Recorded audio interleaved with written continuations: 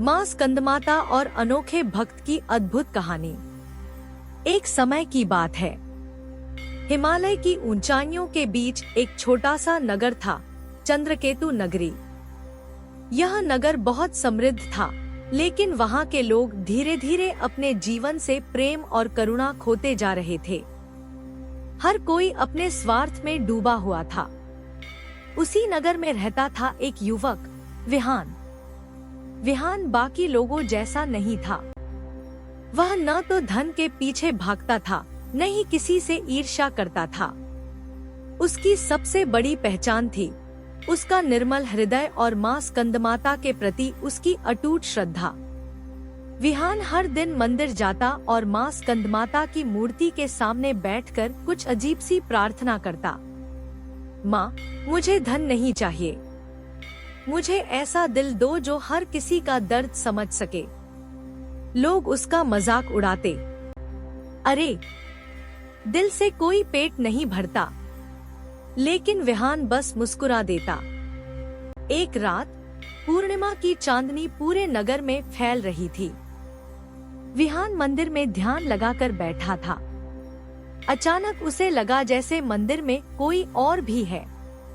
उसने आंखें खोली। सामने एक साधारण स्त्री खड़ी थी, जिसकी गोद में एक छोटा सा बालक था।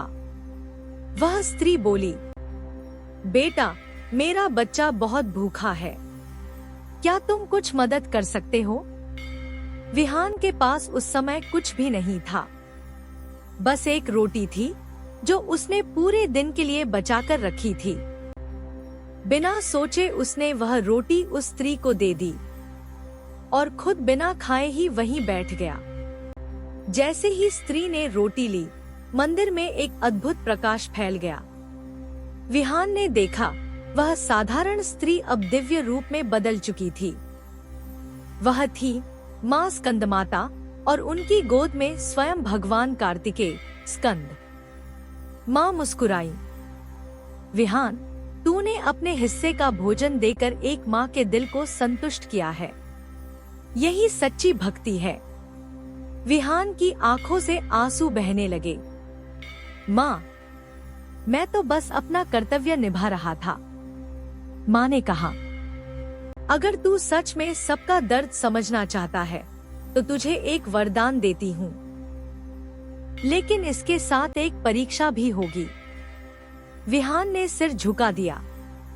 माँ ने उसे आशीर्वाद दिया, आज से तू हर व्यक्ति के दिल का दर्द महसूस कर सकेगा, लेकिन यह दर्द तुझे भी सहना होगा।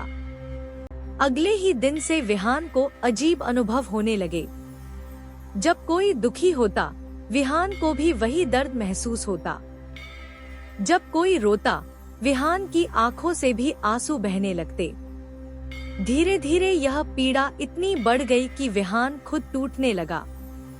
वह माँ से बोला, माँ, यह वरदान बहुत भारी है, मैं इसे सह नहीं पा रहा। तभी माँ स्कंदमाता फिर प्रकट हुई। उन्होंने कहा, बेटा, सिर्फ दर्द महसूस करना ही भक्ति नहीं है, दर्द को कम करना ही असली सेवा है। विहान को समझ आ गया।